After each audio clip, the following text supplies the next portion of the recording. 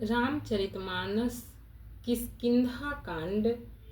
विषय तारा का विलाप।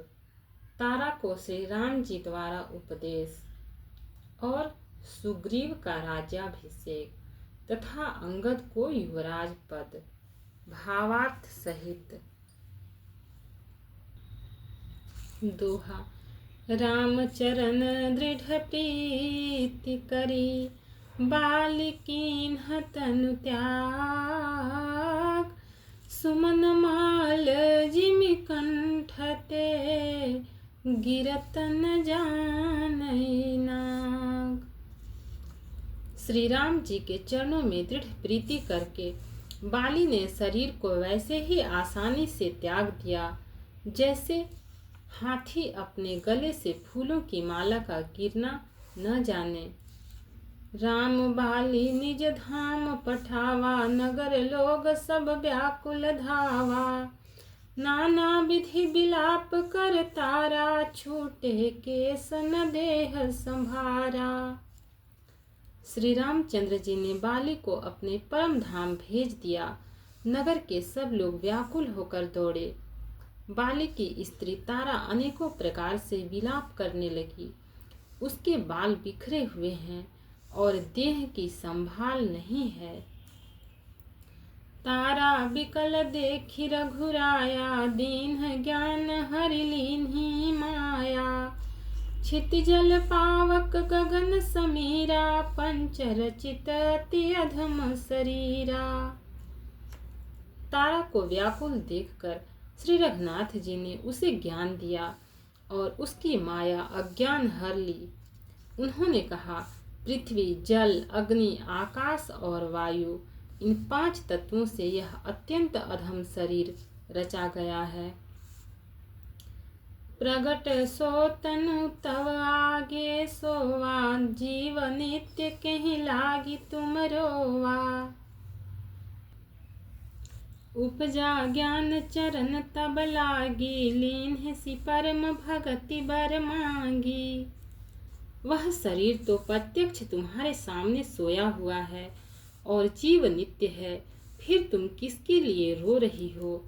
जब ज्ञान उत्पन्न हो गया तब वह भगवान के चरणों लगी और उसने परम भक्ति का वर मांग लिया।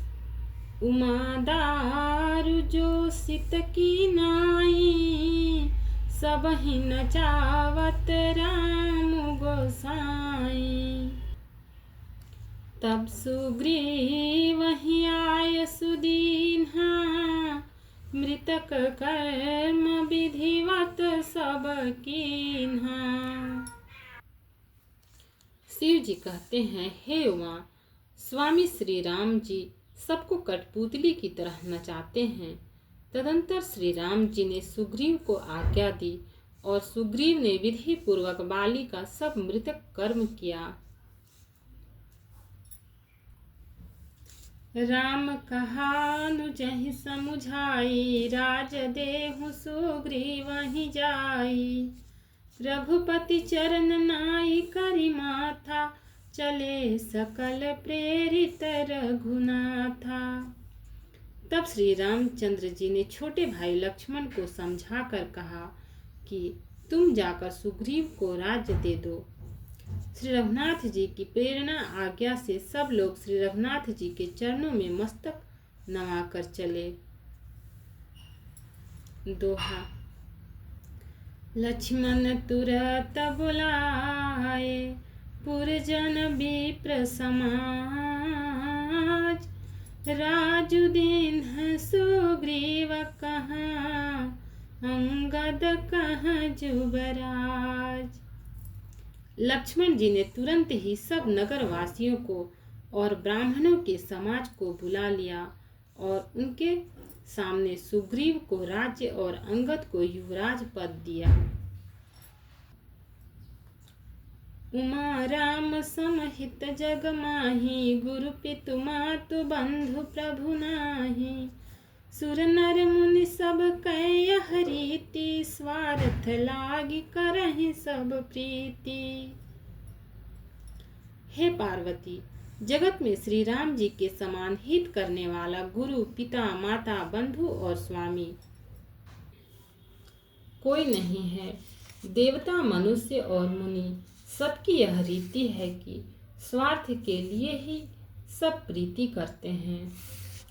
बाली त्रास व्याकुल दिन राति, तन बहुब्रन चिंता जर छाती। सोई सुग्रीव कीन्ह कपिराउ, अति कृपाल रघुबीर सुभाऊ। जो सुग्रीव दिन रात बाली के भय से व्याकुल रहता था, जिसके शरीर में बहुत से घाव हो गए थे और जिसकी छाती चिंता के मारे जला करती थी, उसी सुग्रीव को उन्होंने वानरों का राजा बना दिया। श्री रामचंद्र जी का स्वभाव अत्यंत ही कृपालु है। जानत हूँ वस प्रभु परिहरहि, काहे न विपति जाल नर परहि। पुनि सुग्रीव ही लीन ही बोलाई, बहु प्रकार नृप नीति सिखाई। जो लोग जानते हुए भी ऐसे प्रभु को त्याग देते हैं, वे क्यों न विपत्ति के जाल में फंसे। फिर श्री राम जी ने सुग्रीव को बुला लिया और बहुत प्रकार से उन्हें राजनीति की शिक्षा दी।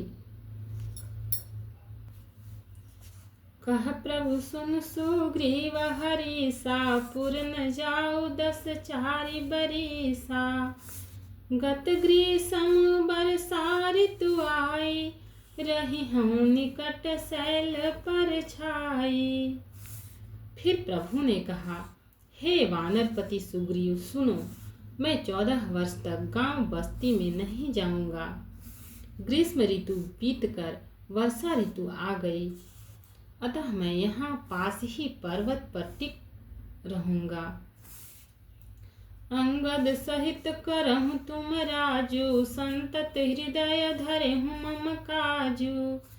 जब सुग्रीव भवन फिर आए, राम प्रबरसन गिरि पर छाए। तुम अंगद सहित राज्य करो, मेरे काम का हृदय में सदा ध्यान रखना। तदंतर जब सुग्रीव जी घर लौट आए, तब श्री राम जी प्रवर्षण पर्वत पर जा टिके। दोहा। प्रथम ही देवन गिरी गुहा, राखेउ रुचिर बनाए। राम कृपा निधि कछु, दिन बास करेंगे आए।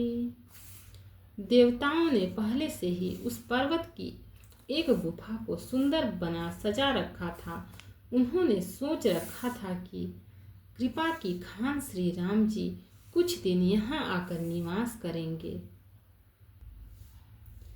सुंदर वन कुसुमित अति शोभा, गुंजत मधुप निकर मधुलोभा। कंद मूल फल पात्र सुहाए, भय बहुत जब ते प्रभु आए। सुंदर वन फूला हुआ अत्यंत सुशोभित है। मधु के लोभ से भौरों के समूह गुंजार कर रहे हैं।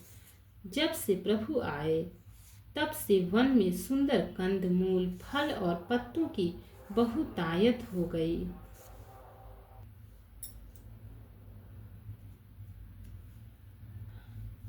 देखी मनोहर शैल अनुपार है, तहाँ नुज सहित सुर भूपा। मधुकर खग मृग तनु धरि देवा, करहि सीध मुनि प्रभु कै सेवा। मनोहर और अनुपम पर्वत को देखकर देवताओं के सम्राट श्री राम जी छोटे भाई सहित वहां रह गए। देवता, सिद्ध और मुनि भौरों, पक्षियों और पशुओं के शरीर धारण करके प्रभु की सेवा करने लगे। मंगल रूप भयउ बन, तब ते कीन्ह निवास रमापति जब ते। फटिक शिलाति शुभ्र सुहाई, सुख आसीन तहाँ दो भाई। जब से रमापति श्री राम जी ने वहाँ निवास किया तब से वन मंगल स्वरूप हो गया। सुंदर स्फटिक मणि की एक अत्यंत उज्जवल शिला है। उस पर दोनों भाई सुखपूर्वक विराजमान हैं। भक्त और भगवान की जय। चैनल को लाइक, सब्सक्राइब और शेयर करें। कमेंट में जय सिया राम लिखें। इसके आगे का पाठ आगे का एपिसोड में मिलेगा।